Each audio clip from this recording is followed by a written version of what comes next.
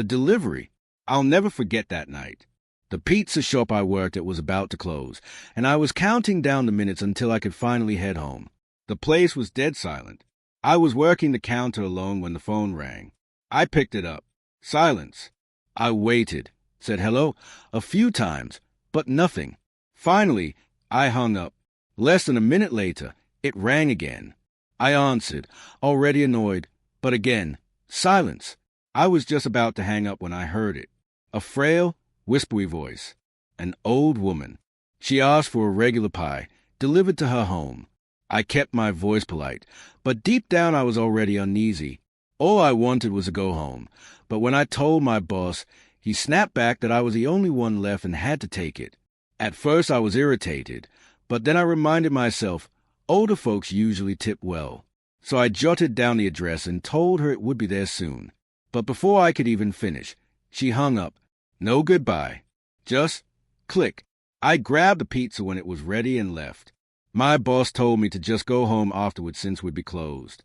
It was just before 10 when I pulled out of the lot and punched the address into my GPS. 7 miles. Quiet side of town. When I arrived, the street was eerily empty. No cars. No movement. Just rows of dark, silent houses. The address matched a small, single-story home with no lights on inside. I walked up to the door and rang the bell. Nothing. I rang again. Still nothing. I was about to turn back when I saw it. Movement at the window. An old woman, probably in her 70s, stood staring out at me. Her face pale. Expressionless. I called out that I had her pizza. She didn't move. Didn't blink. Just kept staring. I raised my voice, almost yelling. And that's when her lips curled into a smile.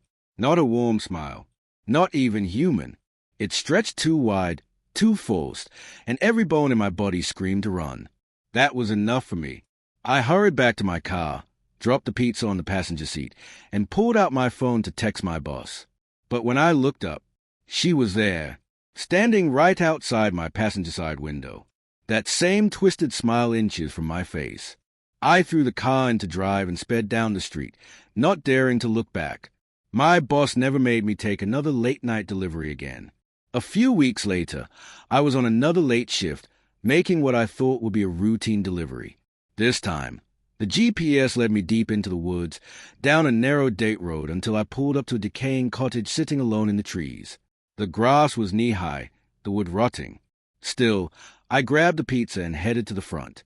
But there was no door, just an empty frame. I knocked anyway. Within seconds, I heard footsteps on the wooden floor inside. They drew closer and closer until they stopped right in front of me. I froze, the hair on my neck rising. That's when I noticed a peephole above me. Even without a door, it felt like someone was staring through it, watching me. It's the pizza guy, I called out. From the shadows came a low, rasping voice.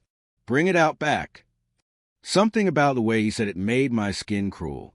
I asked if he was sure. No reply, just silence, but I could feel him still standing there. I wanted to leave right then, but I thought about my boss and how furious he'd be if I came back with the pizza. So, against my better judgment, I walked around the side of the house. In the backyard, there was a small shed and a patio. 4 chairs sat around a table, and in one of them, with its back facing me, was a figure. "Excuse me, sir, I have your pizza," I called out. No movement. "Hello?" I tried again. Still nothing. And then, "Over here." The voice came from behind me. I spun around and nearly dropped the box. A man was peeking from around the corner of the house. His grin stretched unnaturally wide. His eyes were wild. "Come here," he whispered. "I want to show you something."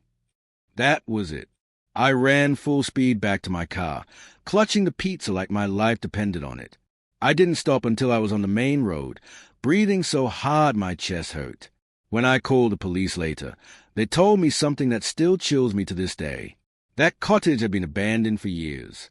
But the worst night came later. It was foggy in the Poconos, and I was driving another late delivery down a lonely road. That's when it happened. Someone leapt out of the woods, directly into the path of my car. Thump! The sound echoed in my ears. My stomach dropped. I had hit him. I stumbled out of the car. A man in a black hoodie lay crumpled by my tire, motionless.